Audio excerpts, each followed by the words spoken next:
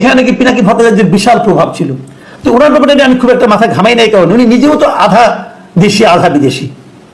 উনি প্যারিসে আছেন, ওখানে বসে উনি প্যারিসের অ্যাসাইলাম নিয়েছেন নাকি আশ্রয় নিয়েছেন নাকি নাগরিকত্ব পাওয়ার চেষ্টা করছেন, আমি ঠিক স্ট্যাটাসটা ওনারা জানি না। তবে এটুকু শুনেছি যে উনি এখন ওখান থেকে দেশে আসতে পারবেন না। আসতে গেলে নাকি উনি যে জিনিসটা প্রার্থনা করছেন, মানে নাগরিকত্ব, সেটা নাকি হবে না, নষ্ট হয়ে যাবে। এই জন্য ওখানে আসবেন না, ওখানে থাকবেন। মানে ওনার কাছে ফ্রান্সের নাগরিকত্বটা কি পরিমাণ গুরুত্বপূর্ণ ভাবুন একবার, যে সম্পূর্ণ অনুকূল পরিবেশ থাকা সত্ত্বেও তিনি দেশে ফেরার কথা ভাবছেন না। একটা বিষয় আপনার কাছে আমি কথা বলতে চাচ্ছি।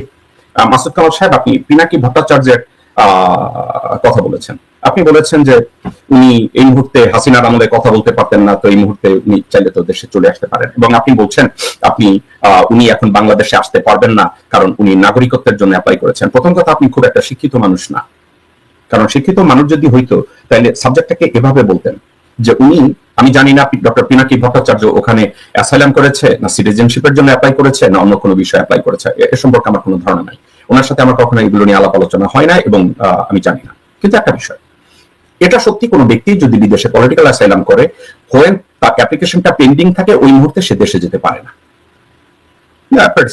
এখন একটা কথা, একটা লোক বিদেশের মাটিতে গিয়ে দেশের দুরবস্থার প্রেক্ষিতে দেশে যদি সে পারসিকিউটেড হয় এবং তার জীবন যদি বিপন্ন হওয়ার কোনো প্রকার সম্ভাবনা থাকে, ওই ব্যক্তি বিদেশে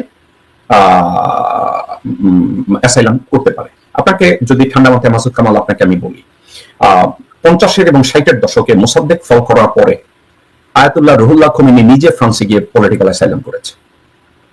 উনি পলিটিক্যাল আশ্রয় নিয়ে ওখানে ছিলেন। এখন একটা কথা, আপনি মাসুদ কামাল এবং পিনাকি ভট্টাচার্যের ভিতরে তফাৎ একটা। আপনিও লেখাপড়া করেছেন, পিনাকি ভট্টাচার্য লেখাপড়া করেছে।